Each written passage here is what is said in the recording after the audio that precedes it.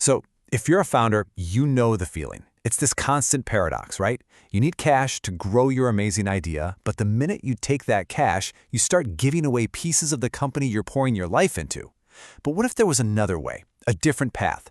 Well, that's exactly what we're going to explore. It really is the question that keeps founders up at night. Does raising money automatically mean you have to lose control? And look, the traditional venture capital route, it's powerful, for sure. But the answer is no. It is absolutely not the only way. You can really think about it like you're standing at a fork in the road. Down one way, you have the investor's path. It's all about pitching, chasing term sheets, and, well, dilution. But then there's the other way, the builder's path. This one is all about building, getting real traction, creating value, and, this is the big one, retaining your ownership. And that, right there, is the classic founder's funding dilemma. So let's talk about that second path, the one that lets you have your cake and eat it too, prioritizing both your equity and your control over the business. The fancy term for all this is non-dilutive funding. And honestly, it's just what it sounds like. It's getting the money or the resources you need to push forward without your slice of the pie getting any smaller. It's all about fueling your growth, not just giving away chunks of your company. So what does this actually look like in the real world? Let's pop open the Founder's Toolkit and take a look inside. First up, we've got our first set of tools, funding from public sources. Okay, tool number one, government grants. The absolute best way to think of these is like gifts with strings. They're not loans, so you don't have to pay them back. And they're not investments, so you're not giving up any equity. What you're doing is getting cash for your R&D, and in return, you just have to hit certain technical goals. But here's the real secret. A grant isn't just money. It's a stamp of approval from the government on your tech, and man, is that a powerful thing to have when you eventually do talk to investors. If you're in the US, the big names you need to know are the SBIR and STTR programs. It's a mouthful, I know. Small Business Innovation Research and Technology Transfer.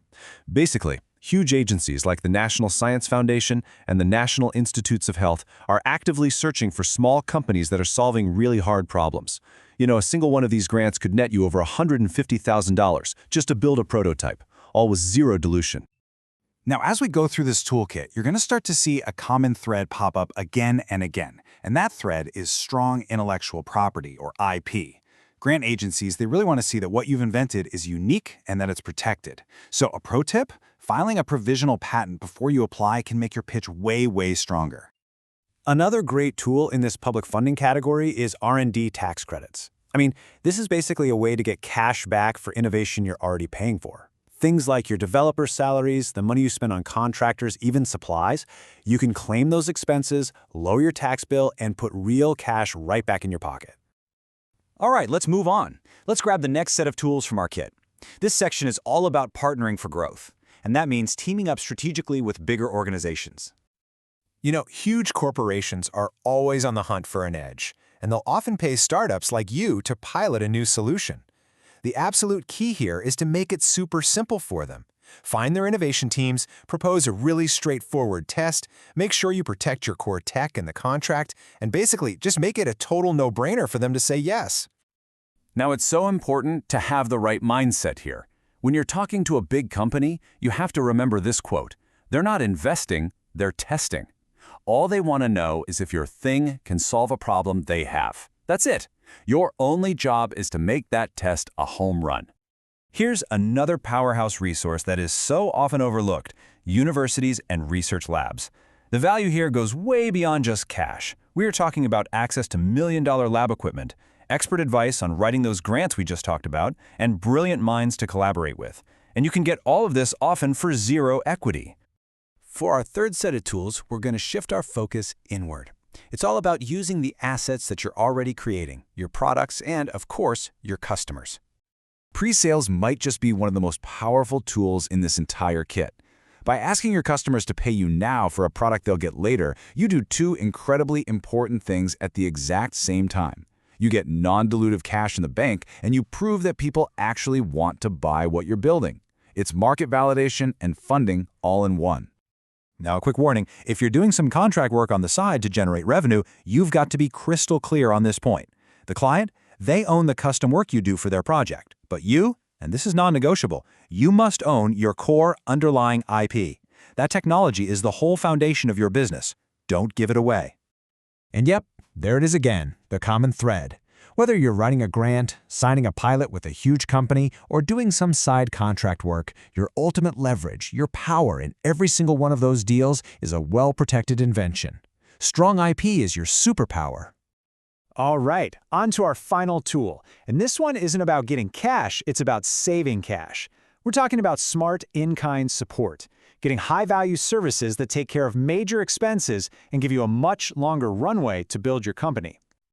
Just think about your biggest expenses outside of salaries. Things like cloud computing, legal fees, and especially filing patents. Those can be massive costs.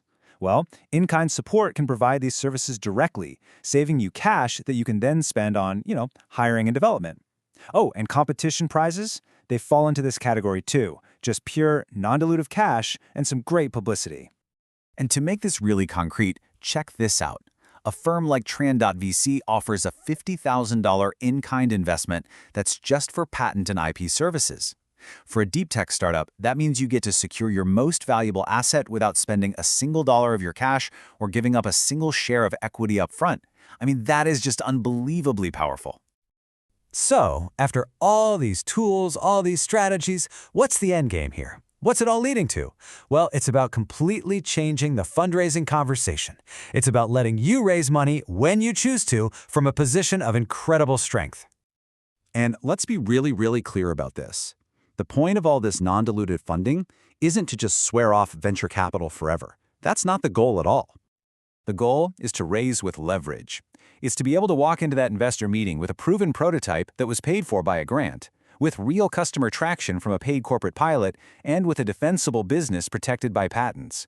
You're not walking in desperately asking for money, you're walking in from a place of strength, offering an incredible opportunity. And that brings us right to the final, most important takeaway of all.